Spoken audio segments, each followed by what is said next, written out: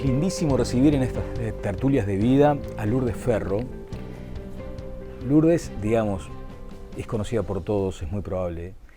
Cuando iniciamos este proyecto con Vida, decíamos, acá vamos a invitar a gente que sea querida por la gente y que nos cuente algo de su vida. Por lo tanto, es muy grato recibirte hoy. ¿Cómo te va, Lourdes? Gracias. Muy bien, muy lindo. Y gracias por la invitación, de verdad, de corazón. Gracias a ti. Bueno, naciste un 9 de octubre del 63. Exactamente. ¿En qué contexto nació aquella niña? Soy de la Unión, pero casi que me caigo para la curva de Maroñas. En realidad nací en la curva de Maroñas. Nací en Carreras Nacionales y Piciolis. O sea, bien curva de Maroñas. Pero mis abuelos, unos vivían en Villa de Moros, los otros en Chayos. Y nombro las calles porque en realidad son calles que son del barrio. Muy cerquita de la Funza, de la Fábrica Torino, de la Ildu, en un barrio... Barrio obrero. Barrio obrero fuerte. Fuerte barrio. Sí. Y nací en el 63, o sea que tuve una infancia intensa, porque eran años donde, bueno, eran muy efervescentes, eran agitados. Claro. Y nuestro barrio era un barrio donde había muchas empresas, por lo tanto había mucho movimiento. ¿Y tu familia cómo era? Soy hija de un matrimonio de personas muy jóvenes. Mis padres, bueno, en aquel tiempo todo el mundo se casaba muy joven. Mis abuelos, mi abuelo paterno era capataz de una curtiembre, hijo de italianos. Mi mamá era la hija de los dueños del barrio, ¿no? Los Mutuberría, que eran vascos. Y bueno, era como familias muy queridas por todo el barrio. ¿El abuelo paterno cholo? Mi abuelo materno es cholo y mi abuelo paterno es mingo. El mingo, el abuelo paterno. El cholo, el que te hizo mirar al cielo. Totalmente. ¿Qué había allí? Mucha mística en ese abuelo, ¿no? Muy. Mi abuelo era un tipo... hace poco estuve contándole la historia de mis abuelos a Mario Banchero. Sí. Y me hizo preguntas que me hicieron ver a mi abuelo desde otro lugar y me encantó. Mi abuelo era un tipo que era, bueno, atendía un bar, pero era ilustrador de muebles a muñeca, que ya creo que no debe saber nadie lo que eso significa, lo que es eso. Y sin embargo yo veía aquel taller gigante, a mi abuelo con sus hermanos, con unos trapitos, ¿no? Pero en sus tiempos libres, que eran pocos porque era muy trabajador, leía libros que eran como muy secretos, ¿no? En aquella biblioteca que se reservaba y que yo ahora que tengo una nieta me doy cuenta, él plantó una semilla en mí. De la curiosidad. Claro. Quisiste saber qué había ahí. Exacto. Y cuando íbamos afuera, a Cuchilla Alta, nos acostábamos en el césped, en el pasto, que es césped, en el pasto, y él me decía, ves, aquello que es rojo es Marte, y aquella, y bueno, y vamos a ver hoy porque la luna está llena o la luna está menguando. Podemos ir a pescar porque hoy no hay luna. O sea, un apasionado de la astronomía en aquel caso. Sí, pero a él le gustaba mucho la astrología también. y la hablaba. En aquellos tiempos muy pocas personas sabían de qué signo eran. O sea, era muy poco lo que se hablaba. ¿Era mal visto, por ejemplo, la astrología como tal? Yo como niña no lo vivía así, porque en mi casa a todos les gustaba, igual que las cartas de tarot. Yo cuando salí al mundo me di cuenta que lo que yo sabía no era común. Claro. ¿Tu primer mazo a los 14 años? 14 años. ¿Después de vender matambre? Sí. Eso es tremendo. A ver, contame esa historia. Fue así. Me encanta cocinar. Sigo hasta ahora cocinando. Entonces no era fácil comprarse un tarot. Y mis padres siempre decían, mi mamá tiene una frase que dice, el que no trabaja no come. ¿No? Y me lo instaló así como... Lo aprendiste mucho. Lo aprendí mucho. Porque has trabajado, seguís trabajando muchísimo. Lo aprendí. El que no trabaja no come. Entonces era muy niña y hacía matambres arrollados, ¿viste? El matambre arrollado con morrón, con huevo. Y yo lo vendía en los almacenes del barrio. Y bueno, los almaceneros me lo compraban y se cortaba el fiambre a cuchillo, ¿no? Y con ese dinero me compré mi primer libro de tarot propio, porque en casa había otros, pero fue el propio y mi propio mazo de tarot. El libro todavía está en la librería, en mi biblioteca. Qué bueno.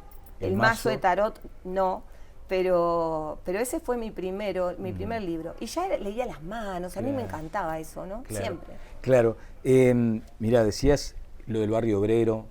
la enseñanza de tu mamá, tu propia actitud hacia la vida, porque leyendo acá había anotado algunas cosas, ¿no?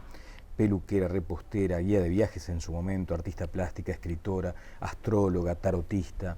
O sea, tenés claro que hay que trabajar, Sí. tenés claro que hay que reinventarse. Totalmente. Yo digo que nuestro mejor patrimonio es lo que sabemos hacer, Daniel. O sea, a veces cuando la gente empieza a decir, no, porque no me va bien, porque no tengo suerte, la suerte hay que buscarla. Yo no creo en la suerte. O sea, siempre discuto con mi pareja eso, me dice, no, pero vos tuviste suerte. No, yo no tuve suerte. Yo, mientras que los otros duermen, yo trabajo. Claro, y es real. claro. Y que me levanto muy temprano todas las mañanas, me acuesto muy tarde, y de repente estoy haciendo algo y siempre estoy aprendiendo algún oficio o leyendo alguna cosa nueva. Y de esas cosas que vos nombrás, yo lavé ropa, yo planché ropa para afuera, yo aprendí a coser. Yo cuando empecé a salir en el Canal 4 íbamos las 3 brujitas, ¿te acordás? Claro, perfectamente. Bueno, los trajes que llevaban las 3 brujitas los cosía yo. Ajá. O sea, es que cuando uno espera que otro empiece a hacer y sí, claro, pero no puedo, si uno sabe hacer las cosas, si uno con sus manos es buen artesano, logra lo que necesita. ¿Sos bruja?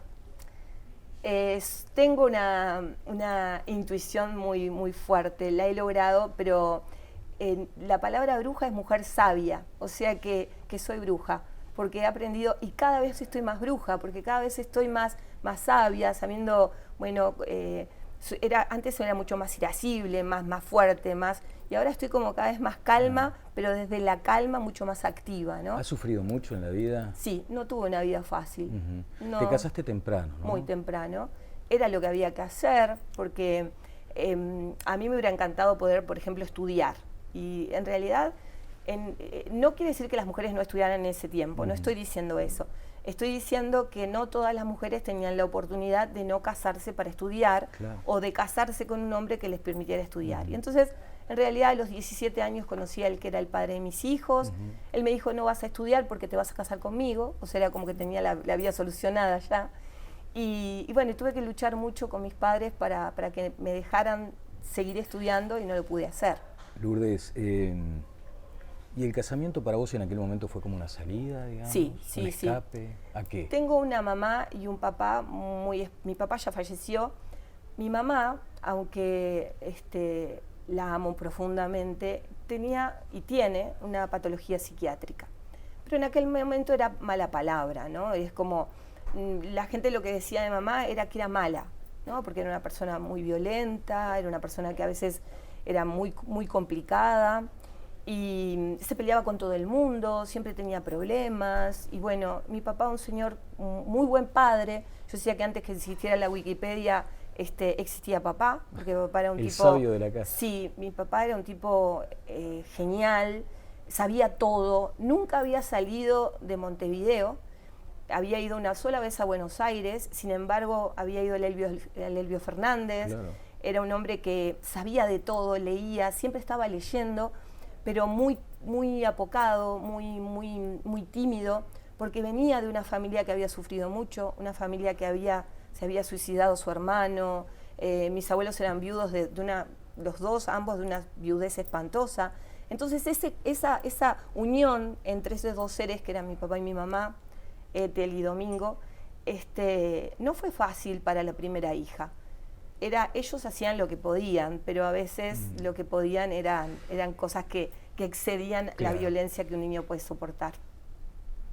¿Sufriste violencia? Sí, mi mamá era muy violenta y bueno, y eso significa que por cualquier cosa te iban a pegar o yo qué sé, siempre me acuerdo cuando iba a la escuela, decían tu obligación es traer buenas notas y me cambiaban todos los años de escuela, o sea, yo nunca fui 2 años seguidos a la misma escuela, inclusive hubo años donde se me sacaba de la escuela a mitad de año. Y yo entiendo que mi mamá me tuvo a los 20 años. Y yo ahora, que soy una mujer de 58, y por suerte mi mamá todavía está viva, y es una señora de 78, la miro y digo, te entiendo y te perdono y te amo profundamente. Claro. Más allá de esa circunstancia, después viste que se configura sobre todo a veces en otra época, aquello de la violencia física, sexual o simplemente psicológica. ¿También sufriste, más allá de lo de tu mamá, ese tipo de violencia?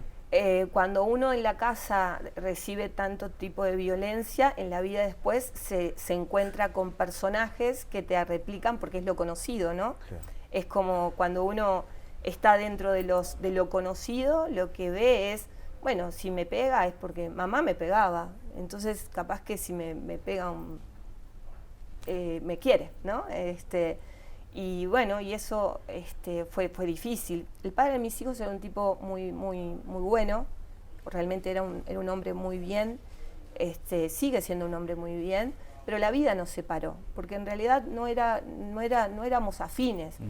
Y después tuve una relación de pareja muy corta, pero que marcó mi vida y la de mis hijos, y ahí sí sufrí violencia, y eso fue terrible. Pero se puede salir siempre, Daniel, ¿no? O sea, se sale. O sea, ayudando. O sea, yo pensaba, ¿cómo salgo de esto? O sea, cuando uno... A ver, el primer empujón, a veces uno no se da cuenta, ¿eh?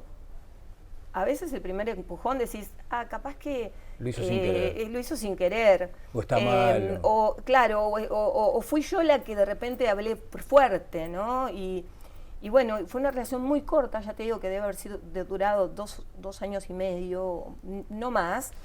Para muchos puede ser una eternidad, sobre todo. Fue una eternidad, porque de hecho mis hijos la viven como una eternidad.